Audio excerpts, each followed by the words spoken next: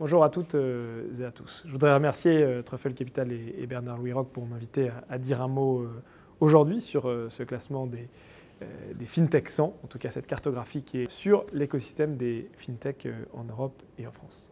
Alors, un petit mot parce que je crois que cette question des FinTech, elle est au cœur des questions de maîtrise technologique, de souveraineté numérique et de prospérité économique qui sont ceux de la période actuelle. Et je veux me réjouir d'abord que nous ayons pu voir cette explosion des FinTech en France, qui n'était pas totalement, en tout cas prévisible il y a quelques années. Je me rappelle lorsque j'étais conseiller du président à l'Élysée, donc en 2017 et 2018, j'avais eu l'occasion de discuter avec des acteurs FinTech qui me disaient que c'était difficile de lever de l'argent en tant que FinTech en France. On voit que ce n'est plus le cas.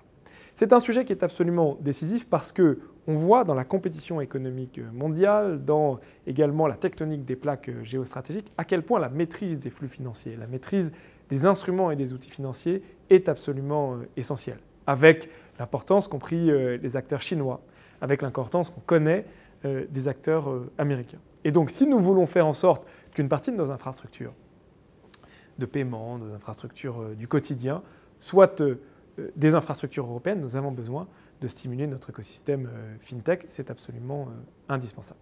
C'est pour cela que je veux me réjouir que nous ayons aujourd'hui une petite dizaine de licornes FinTech en France, mais nous devons aller encore plus loin.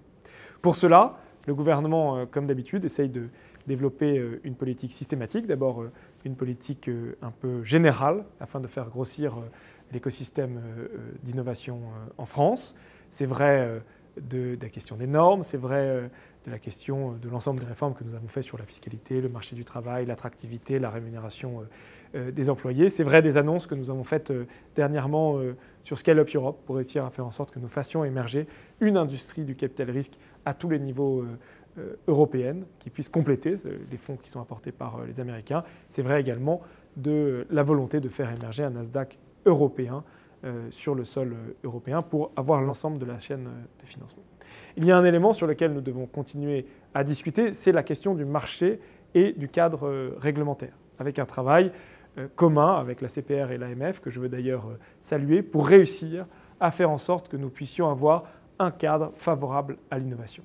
C'est vrai des réglementations actuelles sur les EP, sur les EC, et nous menons avec certains d'entre vous beaucoup de discussions avec la CPR et l'AMF afin de faire en sorte que le cadre soit favorable à l'innovation. C'est vrai demain d'une partie des questions essentielles qui est la question des cryptos, avec les discussions que nous avons actuellement avec l'écosystème, avec la préparation de la directive MiCA qui permettra d'avoir ce marché unifié avec les mêmes règles pour tout le monde au niveau de l'Europe parce que c'est le bon niveau. En tout cas, soyez assurés que nous allons continuer à pousser. Nous sommes en faveur de l'innovation dans tous les domaines, y compris dans le domaine financier. Nous avons besoin, ici comme ailleurs, d'innovation. Nous avons besoin de renouveler le tissu industriel financier français.